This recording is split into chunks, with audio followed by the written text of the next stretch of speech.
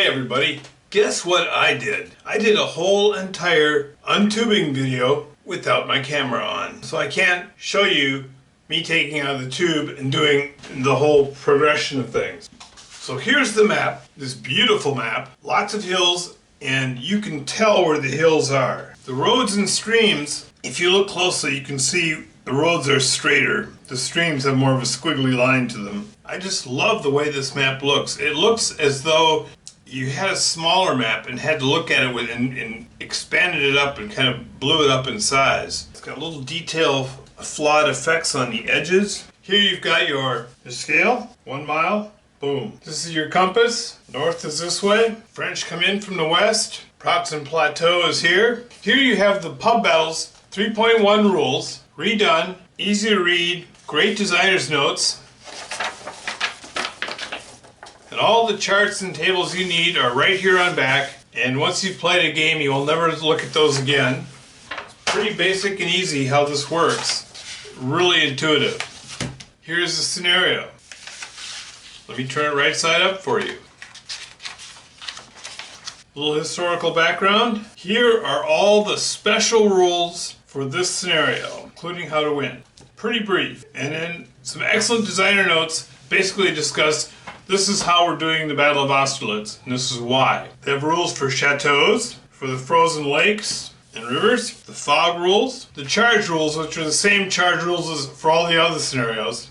Any piece that has a gold marking on it, a gold label, is eligible to charge. Of course, the cavalry specific rules, because cavalry changes with every battle. We have the HQ ratings. 2 for the coalition, the Austrians and the Russians.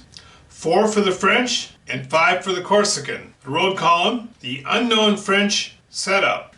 The Austrians and the Russians get everything. The French have Lanné's Corps, Soult's Corps, and Davout's Corps every game. What you don't know is if they're going to bring on the Guard and the Cav, Marat and Bessier, and Bernadotte's First Corps.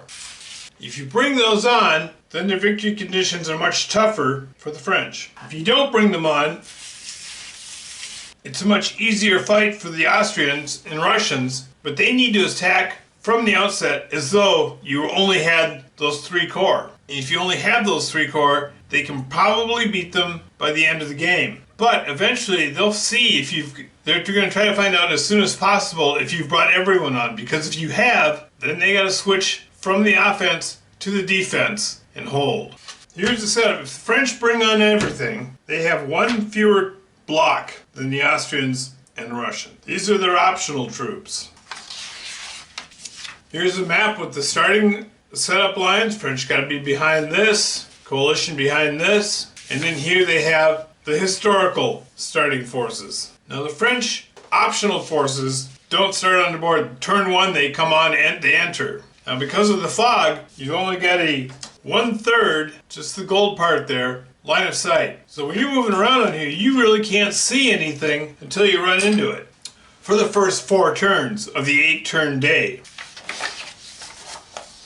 The coalition army has 3 reserve cards. Dokhtarov's First Corps, Colerath's 4th Corps, and Bagration's Advanced Guard. So when you've got these, until the enemy comes within 1/3 of you, in line of sight of you, all you have to put on the board is the HQ like that. Now I'm going to start Dokhtarov with the Guard Corps. Again, all you'll see is that.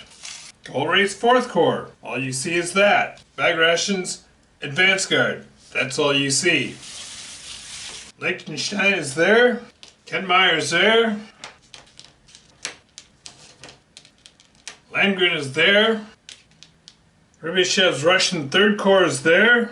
Bagration, Dokhtarov, and Kolerath are there. All of these blocks, 26 blocks over half the army, the French player won't know how strong you are. The Russian's going to start with Davout right there, Soult right there, and Lanné right there. There we have it set up for the first game.